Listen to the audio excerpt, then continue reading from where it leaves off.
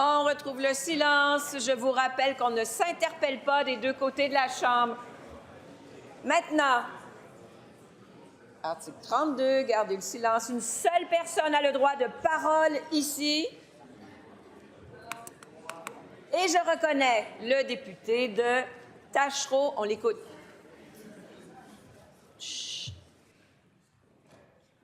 Madame la Présidente, l'annonce d'un budget, c'est un moment où on comprend les réelles intentions et priorités d'un gouvernement. Alors, force est de constater que pour la CAQ, le métro, on ne va pas le réparer dans le mandat actuel, ni dans le prochain. Ça va aller à 2030, Madame la Présidente.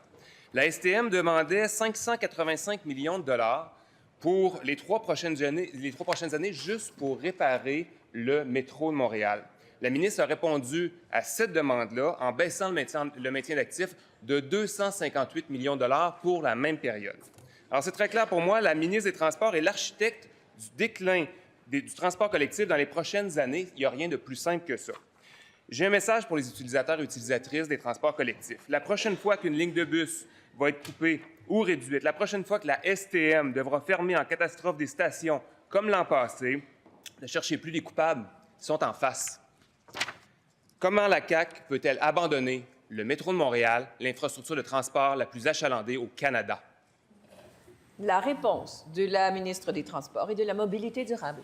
Oui, Madame la Présidente, merci à mon collègue de Taschereau d'enfin me donner l'occasion de me lever pour parler de transport. Ça faisait un bout de temps que je n'avais pas eu de questions et je suis tellement fière du plan québécois des infrastructures qu'on a déposé avant hier avec le collègue des Finances, les collègues du Conseil du Trésor. Un plan québécois des infrastructures, Madame la Présidente, à 164 milliards de dollars.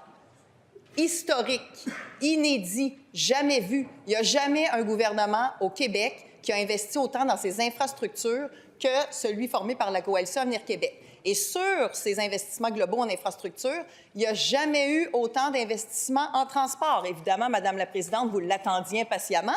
La mise à jour de mon tableau, à la lumière du PQI de mardi, voyez ici, là, voyez ça. Déjà, vous étiez impressionné par les colonnes du précédent tableau. Et là, vous êtes saisis. Je vous sens saisis de voir ici la nouvelle colonne qui, malgré que c'était déjà historique, déjà inédit, déjà saisissant, la colonne ici, la nouvelle colonne là, qui s'est ajoutée mardi, est encore plus grosse que les colonnes d'avant, Madame la Présidente. Première complémentaire.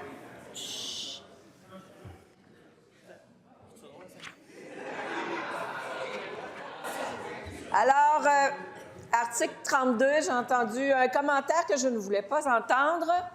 La parole est au député de Taschereau. Première complémentaire, on vous écoute. Merci, Madame la Présidente. Je vais citer le premier ministre tantôt qui disait « On ne peut pas comparer un dollar en valeur d'aujourd'hui avec le passé ». Pourquoi la ministre des Transports s'obstine à montrer un tableau qui fait exactement ça? Moi, là, ce que je vois, là, c'est une ministre qui se défend en donnant des arguments qui ne sont pas corrects, qui ne sont pas rigoureux. Et ce que je vois surtout, c'est que pour les 3 prochaines années, plutôt que d'augmenter les budgets en infrastructure dont on a besoin ici au Québec notamment le métro de Montréal, bien, elle décide de réduire les sommes pour les 3 prochaines années en maintien d'actifs. La réponse de la ministre. Mais Madame la Présidente, avez-vous entendu ça? La ministre se range derrière des arguments qui ne sont pas rigoureux. Je lui donne des chiffres, Madame la Présidente. Je lui donne des chiffres. Mais Québec solidaire vit dans un monde... Je comprends pas, en fait. J'ai jamais compris dans quel monde vit Québec solidaire, mais c'est pas ma job de comprendre ça. Mais les chiffres, Madame la Présidente, le volume 6 du plan québécois des infrastructures déposé avant hier, dont il a personnellement reçu copie, page A31. Il va trouver le détail des investissements en infrastructure. Et là, il était déjà saisi. Vous avez vu, il a eu de la misère à poser sa question. Là, il va être pétrifié. Ça, c'est le transport collectif. Madame la Présidente, le transport collectif. Qui a investi le plus en transport collectif? Pas le Parti québécois, c'est pas le Parti libéral, encore moins Québec solidaire, c'est la CAQ, Madame la Présidente. Et deuxième complémentaire.